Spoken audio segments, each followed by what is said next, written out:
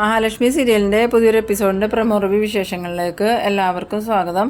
അങ്ങനെ രാവിലെ തന്നെ നമ്മളുടെ മഞ്ജു കുളിച്ചൊരുങ്ങി സെറ്റ് സാരിയൊക്കെ എടുത്ത് നല്ല സുന്ദരിയായി തന്നെ താഴേക്ക് ഇറങ്ങി വരുന്നുണ്ട്. ആ സമയത്ത് നമ്മളുടെ സീമന്തിനി ആണെങ്കിൽ അവിടെ കറിക്കൊക്കെ അരിഞ്ഞുകൊണ്ടിരിക്കുന്നുണ്ട്.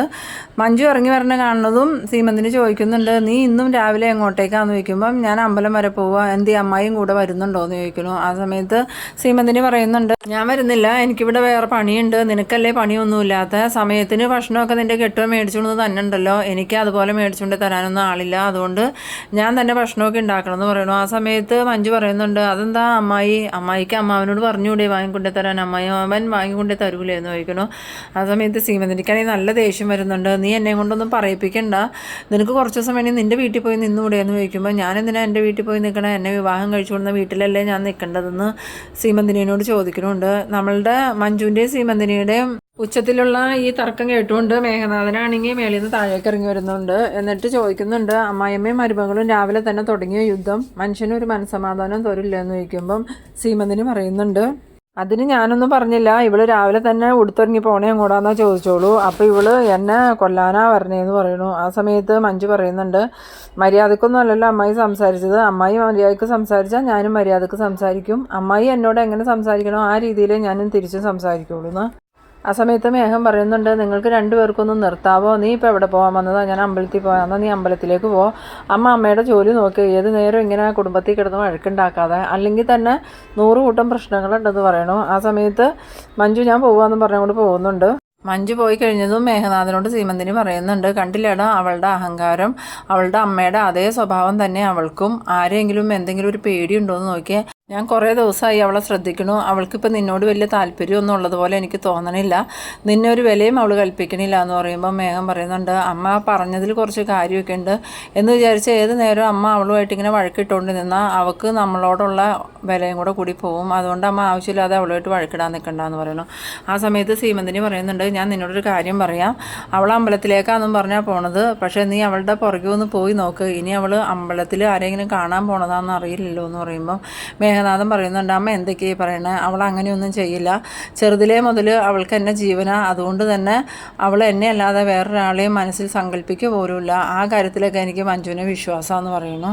ആ സമയത്ത് സീമന്തിനി വീണ്ടും പറയുന്നുണ്ട്, നീ അങ്ങനെ അന്ധമായിട്ട് ആരെയും വിശ്വസിക്കുകയൊന്നും വേണ്ട, ഇപ്പോഴാണെങ്കിൽ നിനക്ക് പണിയും തൊഴിലൊന്നും ഇല്ല എന്നുള്ളത് അവൾക്കറിയാം, അതുമാത്രമല്ല അവളുടെ ഏട്ടനോടും ഏടത്തിയോടും അവൾക്കിപ്പോൾ ഇത്തിരി സ്നേഹം കൂടുതലാണ്, ഭയങ്കര ബഹുമാനത്തിലും ഇഷ്ടത്തിലൊക്കെ അവൾ ഏട്ടനെക്കുറിച്ചും ഏടത്തിയെക്കുറിച്ചും സംസാരിക്കണം, അതുകൊണ്ട് തന്നെ നീ ഒന്ന് സൂക്ഷിക്കുന്നത് നിനക്ക് നല്ലതാന്ന് പറയണു. ആ സമയത്ത് മേഘം പറയുന്നുണ്ട്, അമ്മ എന്നെ വെറുതെ പേടിപ്പിക്കാൻ നോക്കുകയാണോ, ഒന്നും മിണ്ടാതെ പോയ അമ്മയെന്ന് പറയണു. അവരങ്ങനെ സംസാരിച്ചുകൊണ്ടിരിക്കുന്ന സമയത്ത് നമ്മളുടെ വാമദേവൻ അങ്ങോട്ട് വരുന്നുണ്ട്. എന്നിട്ട് ചോദിക്കുന്നുണ്ട്, എന്താ ഇവിടെ ഒരു ഒച്ചയും ബഹളമെന്ന് ചോദിക്കുമ്പം, അത് നിങ്ങളുടെ അനന്തരവൾ നേരം വെളുത്ത് ഒരുങ്ങി കെട്ടി അമ്പലത്തിലേക്കാണെന്ന് പറഞ്ഞ് പോകണ കണ്ടു, ഇനി അമ്പലത്തിലേക്കാണോ അതോ വേറെ ആരെങ്കിലും കാണാൻ പോയതാണോ എന്നൊന്നും അറിയില്ല എന്ന് പറയുമ്പം വാമദേവൻ പറയുന്നുണ്ട്, എൻ്റെ പൊന്ന് സീമന്തിനി, നീ ഇങ്ങനെ ആവശ്യമില്ലാത്ത കാര്യങ്ങളൊക്കെ പറയല്ലേ, അവൾ എൻ്റെ അനന്തരവളാണ്, അവളൊരു തെറ്റും ചെയ്യൂല എന്ന് പറയുമ്പം സീമന്തിനി പറയുന്നുണ്ട്, ഇത് നിങ്ങളുടെ മോനല്ലേ, എന്നിട്ട് ഇവനൊരു തെറ്റും ചെയ്യണില്ലേ എന്ന് ചോദിക്കുമ്പം വാമദേവൻ അങ്ങോട്ട് അടി കൊണ്ടതുപോലെ ആവുന്നുണ്ട്. ആ സമയത്ത് വാമദേവൻ പറയുന്നുണ്ട്, ഇവനെ കൂട്ടാണോ മഞ്ജുമോളുകളെ നമ്മൾക്ക് ചെറുതിലേ മുതൽ അറിയാവുന്നതല്ലേ, ഇവനെ മാത്രം മനസ്സിൽ കൊണ്ടുപോയി നടന്ന പെണ്ണാവള്, അതുകൊണ്ട് തന്നെ അവളുടെ മനസ്സിൽ വേറെ ആർക്കും ഒരു സ്ഥാനം ഉണ്ടാവില്ല എന്ന് പറയുമ്പോൾ സീമന്തിനി പറയുന്നുണ്ട്, അച്ഛനും മോനും അങ്ങനെ തന്നെ വിശ്വസിച്ചുകൊണ്ടിരുന്നു, അവസാനം അവൾ ആരുടെയെങ്കിലും കൂടെ പോയി കഴിയുമ്പോഴാണ് അച്ഛനും മോനുക്കും മനസ്സിലാവുള്ളൂ എന്നൊക്കെ പറയണു. ഈ സമയത്ത് വാമദേവൻ പറയുന്നുണ്ട്, നിനക്ക് നിൻ്റെ വായൊന്ന് അടച്ച് കുറച്ച് ഇരിക്കാവോ സീമന്തിനി, ആ മഞ്ജുവിനെ വിവാഹം കഴിച്ചു കൊടുന്ന് അന്ന് തൊട്ട് തുടങ്ങിയതാലോ നീ ഈ പ്രശ്നങ്ങളെന്ന് പറയുന്നു. പിന്നീട് കാണിക്കുന്നത് നമ്മളുടെ മഞ്ജു അമ്പലത്തിൽ ചെല്ലുമ്പോൾ അവിടെ സാഹറും വന്നിട്ടുണ്ട്. സാഹറും മഞ്ജുവും കൂടി ദൈവങ്ങളുടെ മുമ്പിൽ നിന്ന് തൊഴുത് പ്രാർത്ഥിക്കുന്നുണ്ട്. മഞ്ജു പ്രാർത്ഥിക്കുന്നത്, ഇനിയെങ്കിലും എനിക്ക് നല്ലൊരു ജീവിതം കിട്ടണേ ഭഗവാനെ എന്നൊക്കെയാണ്. ആ സമയത്ത് സാഹറാണെങ്കിൽ മഞ്ജുവിൻ്റെ മനസ്സ് മാറി എന്നെ വിവാഹം കഴിക്കാൻ മഞ്ജു സമ്മതിക്കണേ, അതുപോലെ കണ്ണൻ സാറും മഹാലക്ഷ്മിയും ഞങ്ങളുടെ വിവാഹത്തിന് സമ്മതിക്കണേ എന്നൊക്കെ തന്നെയാണ് ഇങ്ങനെ പ്രാർത്ഥിച്ചുകൊണ്ടിരിക്കുന്നത്. പ്രാർത്ഥിക്കുന്നതിൻ്റെ ഇടയ്ക്ക് മഞ്ജു ആണെങ്കിൽ സാഗറിൻ്റെ നേരെ നോക്കി നല്ല പ്രണയത്തോടു കൂടി തന്നെ പുഞ്ചിരിക്കുന്നുണ്ട്. അത് കാണുമ്പം സാഗറിന് നല്ല സന്തോഷമാവുന്നുണ്ട്. അപ്പോൾ സാഗർ മനസ്സിൽ വിചാരിക്കുന്നുണ്ട്, എന്തായാലും മഞ്ജുവിൻ്റെ മനസ്സിൽ ഇപ്പോൾ എന്നോട് പ്രണയമൊക്കെ ഉണ്ട്, അത് അവളുടെ മുഖത്തു നിന്നും വായിച്ചെടുക്കാൻ പറ്റും, അതുകൊണ്ട് തന്നെ അധികം വൈകാതെ മേഘന ഉപേക്ഷിച്ചു മഞ്ജു എൻ്റെ കൂടെ വരുമെന്നൊക്കെ ഇങ്ങനെ മനസ്സിൽ ചിന്തിച്ചുകൊണ്ട് നിൽക്കുന്നുണ്ട്. പിന്നീട് കാണിക്കുന്നത് നമ്മളുടെ മഹാലക്ഷ്മിനെയും കണ്ണനെയാണ്. രാവിലെ എഴുന്നേറ്റതും മഹാലക്ഷ്മി കണ്ണനോട് പറയുന്നുണ്ട്, കണ്ണേട്ട എനിക്ക് ബ്രേക്ക്ഫാസ്റ്റൊക്കെ കഴിച്ച് കഴിഞ്ഞിട്ട് അമ്പലം വരെ ഒന്ന് പോകണം, കണ്ണേട്ടൻ വരുന്നുണ്ടോ എന്ന് ചോദിക്കണം. ആ സമയത്ത് കണ്ണൻ പറയുന്നുണ്ട്, ഇനിയിപ്പോൾ എന്തായാലും ഞാൻ അമ്പലത്തിലേക്ക് വീൽ ചെയറിൽ വരുന്നില്ല, ഇനി ഞാൻ എന്ന് എഴുന്നേറ്റ് നടക്കണോ അന്ന് ഞാൻ നടന്നു വന്ന് ദേവിയെ കണ്ടോളാം, അന്നേ ഞാൻ ഇനി അമ്പലത്തിൽ പോയി തൊഴുകണോളൂ എന്ന് പറയും. ആ സമയത്ത് മഹാലക്ഷ്മി പറയുന്നുണ്ട്, ഇനിയിപ്പോൾ അതിന് വേണ്ടിയിട്ട് കണ്ണേട്ടന് ഒരുപാടൊന്നും കാത്തിരിക്കേണ്ട, അധികം വൈകാതെ തന്നെ കണ്ണേട്ടനെ എഴുന്നേറ്റ് നടക്കാൻ പറ്റുമെന്നാണ് തോമസ് ഡോക്ടർ പറഞ്ഞിരിക്കണേന്ന് പറയുമ്പം കണ്ണൻ പറയുന്നുണ്ട്, താനൊന്ന് പതുക്കെ പറ, ഇവിടെ ഉള്ളവർ അതൊന്നും കേൾക്കണ്ട, ഇവിടെ ഉള്ളവർ കേട്ടിട്ടുണ്ടെങ്കിൽ പിന്നെ എൻ്റെ കാലിൻ്റെ ചലനശേഷി മാത്രമല്ല എൻ്റെ ശരീരത്തിൻ്റെ മൊത്തം ചലനശേഷിയും ഇല്ലാണ്ടാക്കാൻ ഇവർ നോക്കുമെന്ന് പറയുന്നു. ആ സമയത്ത് മഹാലക്ഷ്മി പറയുന്നുണ്ട്, അതൊന്നും ഇനി നടക്കില്ല കണ്ണേട്ട, ഇനി ഇവർ എങ്ങനെയൊക്കെ നോക്കിയാലും നമ്മളെ ഒന്നും ചെയ്യാൻ പറ്റില്ല, കാരണം നമുക്ക് കൂട്ടിനുള്ളത് ദൈവങ്ങളാണ്, അല്ലാതെ അസുരന്മാരല്ല എന്ന് പറയുന്നു. ആ സമയത്ത് കണ്ണൻ പറയുന്നുണ്ട്, താൻ എന്തായാലും നന്നായിട്ട് സൂക്ഷിക്കണം, ചുറ്റിനും ശത്രുക്കൾ മാത്രമേ ഉള്ളൂ, ഇനിയിപ്പോൾ സ്വത്തുക്കളെല്ലാം തൻ്റെ പേരിൽ എഴുതി തരാമെന്ന് പറയുമ്പം ശത്രുക്കളുടെ വൈരാഗ്യം ഒന്നും കൂടി കൂടിയിട്ടുണ്ടാവും എന്ന് പറയുമ്പം മഹാലക്ഷ്മി പറയുന്നുണ്ട്, അതൊക്കെ ഞാൻ സൂക്ഷിച്ചോളാം കണ്ണേട്ട, എന്തായാലും കണ്ണേട്ടൻ വരുന്നില്ല എന്ന് ഉറപ്പിച്ചോന്ന് ചോദിക്കുമ്പം ഞാൻ വരുന്നില്ല, ഞാൻ ഇനി എന്തായാലും നടന്നേ അമ്പലത്തിലേക്ക് പോകണുള്ളൂ എന്നിങ്ങനെ കണ്ണൻ പറയുന്നുണ്ട്. പിന്നീട് കണ്ണനും മഹാലക്ഷ്മിയും കൂടി വരുന്ന സമയത്ത് അവിടെ ദുർഗയും കരുണയും നിൽക്കുന്നുണ്ട്.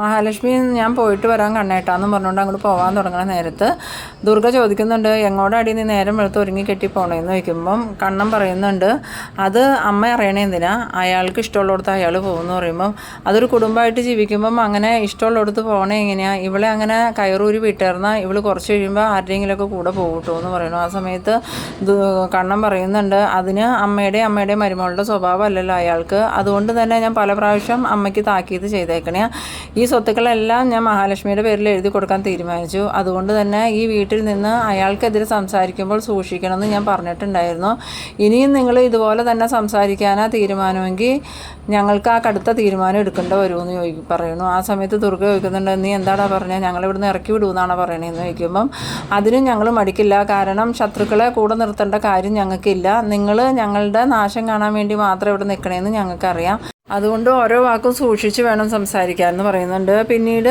മഹാലക്ഷ്മി പറയുന്നുണ്ട്, പോട്ടെ കണ്ണേട്ടാ ഞാൻ എന്തായാലും പോവാമെന്ന് പറഞ്ഞ് മഹാലക്ഷ്മി അങ്ങോട്ട് പോകുന്നുണ്ട്. പിന്നീട് കാണിക്കുന്നത് നമ്മളുടെ വാമദേവനെയും മേഘനാഥനെയാണ്. മേഘനാഥൻ വാമദേവനോട് പറയുന്നുണ്ട്, ഇപ്പം മഞ്ജു അമ്മയും തമ്മിൽ ഏതൊരു നേരവും വഴക്കാം, അവർ മുഖത്തോട് മുഖം നോക്കിയാൽ മതി, അപ്പം തുടങ്ങും ഒച്ചപ്പാടുണ്ടാക്കാൻ, ഇനിയിപ്പോൾ ഞാൻ എന്ത് ചെയ്യും അച്ഛാന്ന് ചോദിക്കുമ്പം വാമദേവൻ പറയുന്നുണ്ട്, നീ ഒന്ന് സമാധാനമായിട്ടിരിക്കും മേഘ, ഇനിയിപ്പോൾ എന്തായാലും അധിക ദിവസമൊന്നും സീമന്തിനിയും മഞ്ജുവായിട്ട് വഴക്കുണ്ടാക്കില്ല, കാരണം ആ മഹാലക്ഷ്മിയുടെ കാര്യത്തിൽ ഞാനും ഉണ്ണിയും കൂടി ഒരു തീരുമാനം ഉണ്ടാക്കിയിട്ടുണ്ട്, ഇന്നത്തോടു കൂടി അവളുടെ കാര്യം തീരും, പിന്നെ കണ്ണൻ്റെ സ്വത്തുക്കളൊന്നും അവളുടെ പേരിൽ എഴുതി കൊടുക്കൂല, ആ സ്വത്തുക്കളുടെ എല്ലാ അവകാശം പിന്നെ നീയും മഞ്ജു ആയിരിക്കും, എന്തായാലും മഹാലക്ഷ്മി മരിച്ചു കഴിഞ്ഞാൽ പിന്നെ കണ്ണൻ വേറൊരു വിവാഹത്തിന് തയ്യാറാവുകയില്ല എന്ന് വാമദേവൻ പറയുമ്പം മേഘനാഥൻ പറയുന്നുണ്ട്, അഥവാ ഇനിയിപ്പോൾ അവൻ വേറെ വിവാഹം കഴിക്കാൻ തയ്യാറായാലും നമ്മൾ ഇനി ഒരബദ്ധം കാണിക്കരുത് അച്ഛാ, അവനെ കൊണ്ട് ഒരിക്കലും വിവാഹം കഴിപ്പിക്കരുതെന്ന് പറയുന്നു. ആ സമയത്ത് വാമദേവൻ പറയുന്നുണ്ട്, ആദ്യം അവനെ നിർബന്ധിച്ച് വിവാഹം കഴിപ്പിച്ചപ്പം ഇതുപോലെയൊന്നും സംഭവിക്കുമെന്ന് നമ്മൾ വിചാരിച്ചില്ലല്ലോടാ മേഘ, ഇനിയിപ്പോൾ അതിനെക്കുറിച്ചൊന്നും പറഞ്ഞിട്ട് കാര്യമില്ല എന്ന് പറയുന്നു. പിന്നീട് കാണിക്കുന്നത് നമ്മളുടെ മഹാലക്ഷ്മി ആണെങ്കിൽ അമ്പലത്തിലോട്ട് ചെല്ലാണ്. ഈ സമയത്ത് നമ്മളുടെ സാഹറും മഞ്ജുവും പ്രാർത്ഥനയൊക്കെ കഴിഞ്ഞ് പ്രസാദവും വാങ്ങി ക്ഷേത്രത്തിൻ്റെ പുറത്തേക്ക് ഇറങ്ങിയിരുന്നു. അങ്ങനെ നമ്മളുടെ സാഹറാണെങ്കിൽ ഷർട്ട് ഇടാൻ വേണ്ടിയിട്ട് പോയ സമയത്ത് മഞ്ജു അവിടെ ഒറ്റയ്ക്ക് നിൽക്കുകയാണ്. അന്നേരമാണ് മഹാലക്ഷ്മിയുടെ കാർ അങ്ങോട്ട് വരുന്നത് കാണുന്നത്. ആ സമയത്ത് മഞ്ജു ആണെങ്കിൽ ആകെ ഷോക്കായി പോകുന്നുണ്ട്.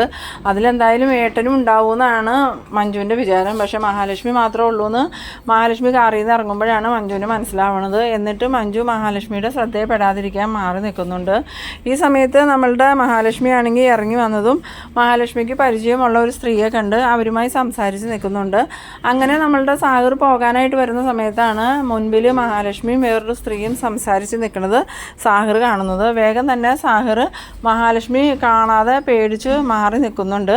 പിന്നീട് മഹാലക്ഷ്മി അമ്പലത്തിലേക്ക് പ്രാർത്ഥിക്കാനായിട്ട് പോണ സമയത്ത് സാഗർ വെളിയിലോട്ട് വരുന്നുണ്ട്. വെളിയിൽ വന്ന സാഗർ വീണ്ടും മഞ്ജുവിനെ വിളിക്കുന്നുണ്ട്.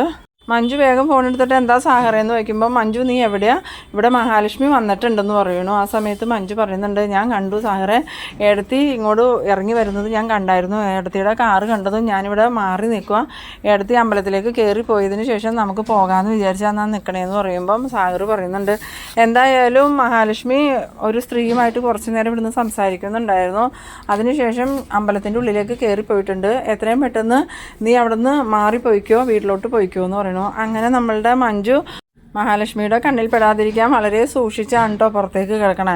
പക്ഷെ നമ്മളുടെ മഹാലക്ഷ്മി കൈകൂപ്പി പ്രാർത്ഥിക്കണതിൻ്റെ ഇടയ്ക്ക് തിരിഞ്ഞു നോക്കുമ്പം മഞ്ജു അതിലെ മാറുന്നത് പോലെ മഹാലക്ഷ്മിക്ക് തോന്നുന്നുണ്ട്. ആ സമയത്ത് മഹാലക്ഷ്മി മനസ്സിൽ പറയുന്നുണ്ട് അത് മഞ്ജു ആണല്ലോ, മഞ്ജു എന്താ ഇപ്പോൾ ഇവിടെ വന്നേക്കണം, മഞ്ജു അങ്ങനെ അമ്പലത്തിൽ പോണ പതിവൊന്നുമില്ലല്ലോ എന്നിങ്ങനെ മനസ്സിൽ ആലോചിച്ചുകൊണ്ട് തന്നെ മഹാലക്ഷ്മി വേഗം പ്രാർത്ഥനയൊക്കെ മതിയാക്കി പുറത്തേക്ക് ഇറങ്ങിയിട്ട് മഞ്ജുവിനെ നോക്കുമ്പം മഞ്ജു അങ്ങോട്ട് നടന്നു പോണ കാണുന്നുണ്ട്. പുറകിൽ നിന്ന് നോക്കുമ്പം മഹാലക്ഷ്മിക്ക് മനസ്സിലാവുന്നുണ്ട് അത് മഞ്ജു തന്നെയാണ്. അങ്ങനെ മഹാലക്ഷ്മി മഞ്ജു എന്നും വിളിച്ച് മഞ്ജുവിൻ്റെ പുറകെ ഓടിച്ചെല്ലണ സമയത്ത് മഞ്ജു ഇങ്ങനെ തിരിഞ്ഞു നോക്കണതും മഹാലക്ഷ്മി പുറകെ ഓടിച്ചെല്ലണയാണ് കാണുന്നത്. ആ ഒരു കാഴ്ച കണ്ട് മഞ്ജു ആണെങ്കിൽ ആകെ ഷോക്കായിട്ട് നിൽക്കുന്ന ആ ഒരു സീനിലാണ് ഈ എപ്പിസോഡ് അവസാനിക്കുന്നത്. അപ്പോൾ നിങ്ങളെൻ്റെ വീഡിയോ ആദ്യമായിട്ടൊക്കെ കാണുന്നവരാണെങ്കിൽ എൻ്റെ ചാനലൊന്ന് സബ്സ്ക്രൈബ് ചെയ്യാനും ഇഷ്ടമായാൽ ലൈക്ക് ചെയ്യാനും ഷെയർ ചെയ്യാനും മറക്കരുത്. അപ്പോൾ ഇതുപോലെ ഇൻട്രസ്റ്റിംഗ് ആയിട്ടുള്ള അടുത്തൊരു എപ്പിസോഡുമായി നമുക്ക് വീണ്ടും കാണാം. അതുവരേക്കും ബൈ ബൈ.